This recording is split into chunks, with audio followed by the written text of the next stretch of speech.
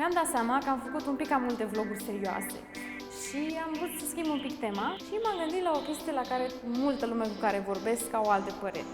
Dacă există prietenie între băieți și fete, cea mai bună opțiune de a vorbi despre chestia asta e să vorbesc chiar cu un prieten de-al meu, Paul, care e cel mai bun prieten al meu și care nu există șansă să fie vreodată ceva între noi. Părea greșit să plecăm cu ideea că vom demonstra ceva.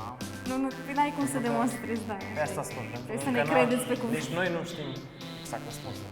Da. Și poate voi să găsiți rezultatul. Mingea e la voi.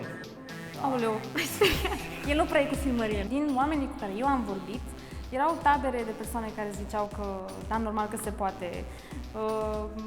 Și tabere cu lume care, mai ales la fete, am observat, că zic nu există așa ceva, sigur fata vrea ceva sau sigur băiatul vrea ceva. Eu mă gândeam să mai demistificăm un pic prejudecăți de genul e clar că cineva place cu altcineva. Hai, ajutăm să demistificăm. Exact la chestia asta, de că dacă vezi un băiat și o fată că sunt prieteni, să crezi că sigur unul din ei vrea ceva, celălalt nu, dar celălalt se complace și hai că bine, rămânem prieteni. Când vezi un băiat și o fată, s-ar putea să te gândești că... Bine, ok, funcția de gestică, dar s-ar putea să te gândești că nu că sunt prieteni buni, ci că sunt combinați.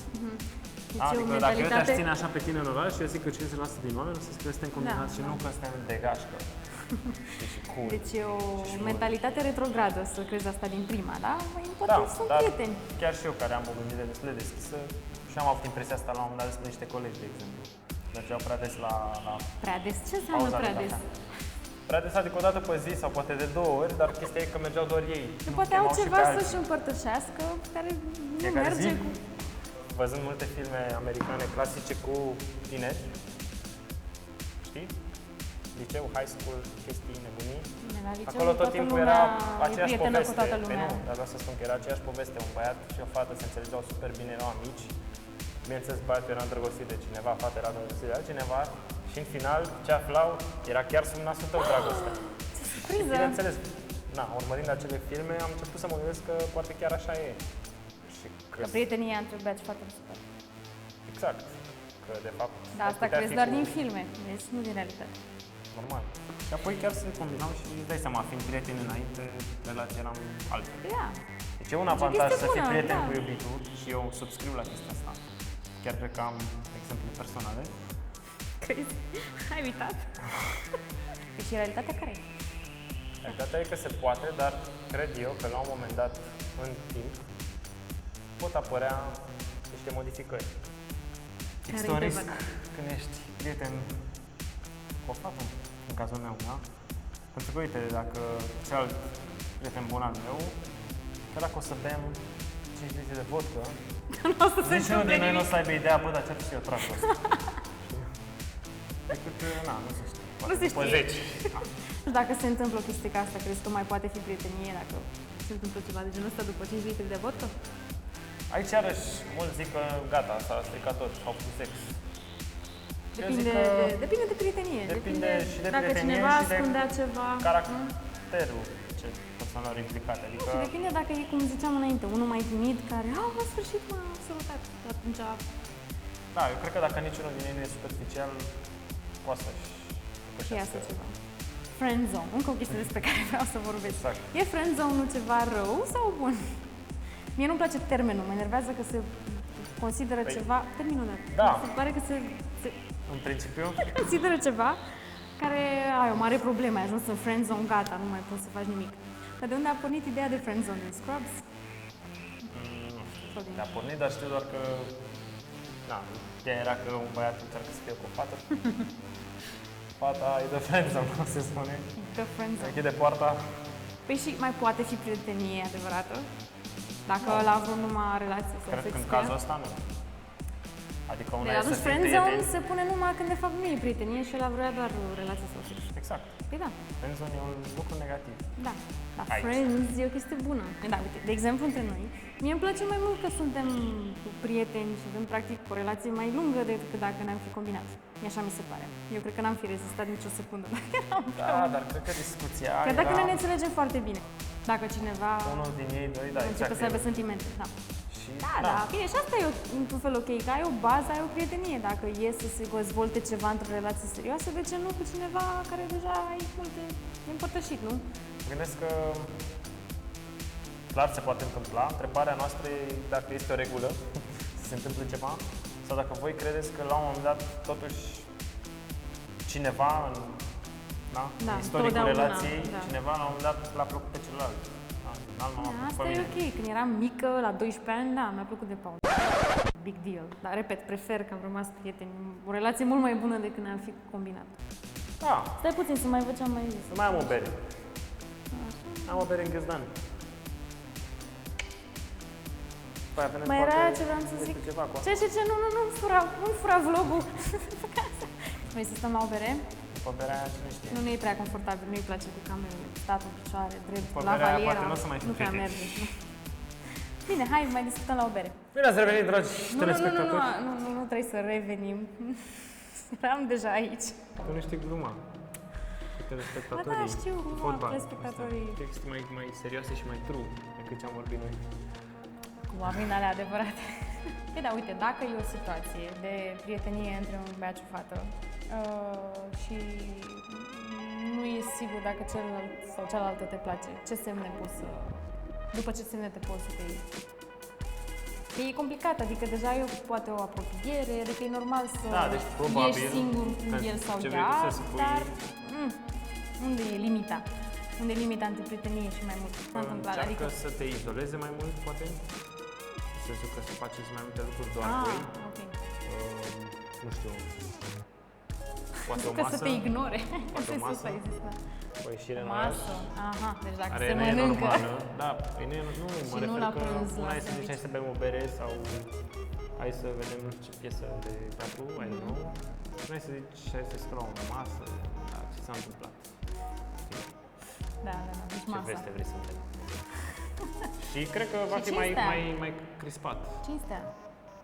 Da, bine, Cinstea pentru mine e un semn de date. între doi prieteni buni n-ar trebui să mai conteze. Da, uneori poate nu ești prieten. Uite, cazul nostru e deja clar, am și vorbit, nu mai se pune problema de neînțelegeri, dar poți să ai prieteni care sunt... Da, mi-am vorbit totuși de prieteni buni, nu de amici. Amici sunt o groază. Sunt de acord cu asta, dar vreau să zic că totuși când faci o cinste, asta am zis, depinde de motiv. Adică dacă omul te-a scos în oraș că tocmai a primit o mărire și vrea să-ți facă cinste, pana mea, nu cred că o să te gândești că mă vrea. Dacă te cheamă în oraș că e lună plină afară, hai că e o șmecherie. Asta deja e evident. Da, cred că asta e. Asta e Când tot? simți că Dar te dacă izolează. mănânci, mergi la masă? Te izolează și e crispat. Da, e clar că în mod normal nu e crispat. Și brusc e crispat. Ok, și când o fată face cu un băiat, de ce ai observat, de exemplu? Same stuff? Cam da. Sau să face ceva. Am văzut că multe fete așa și arată dragostea. Și face ceva De mână? de mână, da. Sau... sau crezut că îți face o poate boacănă. chiar îți gătește Am ceva, nu înțeles. știu, îți dă ceva Da. mai din inimă. Dar bine, și o prietenă bună până să fac asta, dar Ei. mă gândesc că, nu știu, dacă o inimioară, Da, poate dă o inimioară la mișto, gen, haha, ironic. și ironia poate să ascundă ceva. Atenție cu ironia. Avem Există și noi un cazuri prieten când e comun evident și nu în se care prinde. Da. nu se va prinde pentru că nu se așteaptă. Cred că asta e și o chestie. Câteodată poate te aștepți. Te aștepți ca dacă faci un gest să fie recepționat. Dar ăla poate să ignore gestul tău nu pentru că nu ar vrea ceva de la tine, ci doar pentru că nu se așteaptă. Și atunci e oarecum pe ignor. Deci e clar că E un filtru.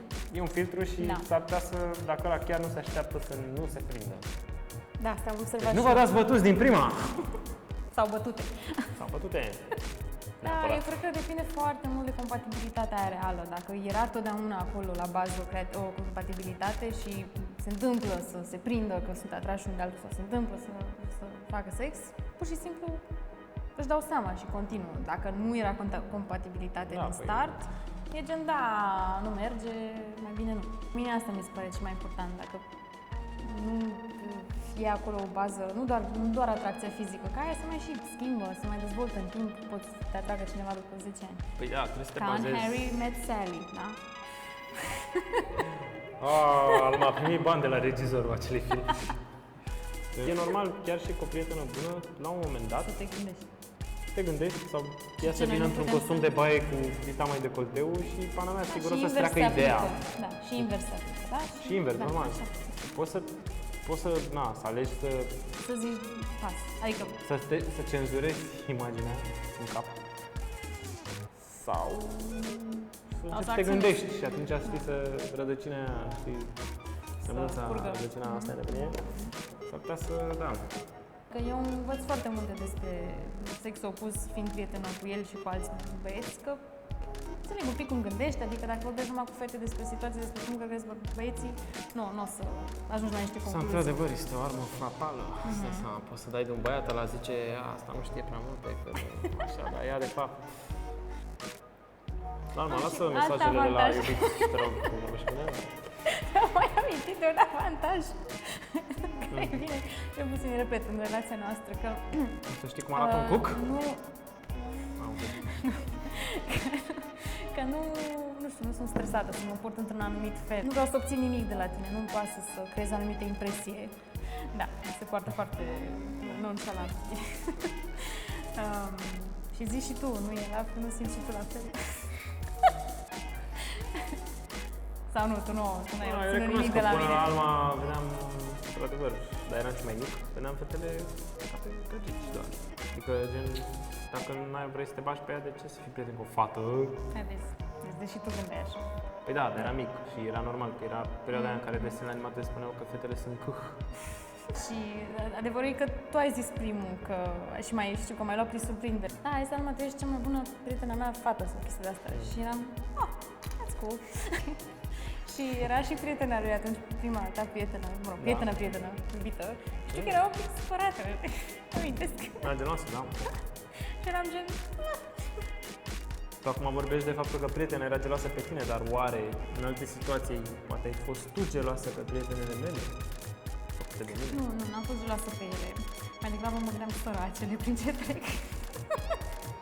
Ți-am zis că noi n-am fi compatibili, nu. Am fi compatibil într-o relație. Da. Da. Păi, Da. păi da. Și mai există ceva. Ce? Ah. Nu, asta nu era Înțelegi? geloasă.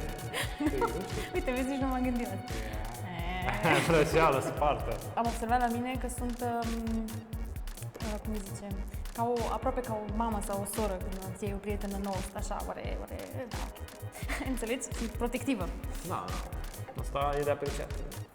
Cine e? Dar e Persoana bine aia. să ai pe cineva, știi, care să fii atent. Tu ești Da, din acolo, afară, că ești licurici. îndrăgostit, exact, nu-ți dai seama. La Leli. Ai un filtru, Nu. cum ai filtru de prietenie, poți să ai filtru de îndrăgostit. Da? Și nu vezi. Opa. Sună Mai sora sună lui. alarma de bullshit. Care sunt concluziile? Hai ca să wrap up. Ți-am zis, concluzia mea e că nu are cum ca pe parcursul întregii relații să nu apară nici măcar o Întrebare. secundă, Da, un gând în pana mea. o întrebare.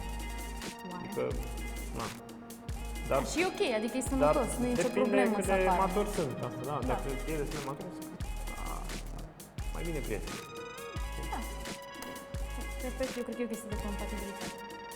Și de maturitate, că poți să spui, da, de ce? Sau, da, nu merge. Deci e mai bine să fii sincer de la început. Dacă ești într-o situație ca asta și dacă omul ăla cred nu că se ți-am mai prinde. spus și ție asta, că asta cu sinceritatea mi se pare universal, adică și într-o relație de iubiți, și într-o relație de prieteni, și într-o relație de eu vreau să fim iubiți. Se pare că cu asta rezolv cel mai rapid, cel mai corect și cel mai curat problema. Nu mă așteptam de la el să zic asta. Gata, chem. Ciao, Ronela, ta e cadru. Stai, că eu vreau să-mi fac ieșirea.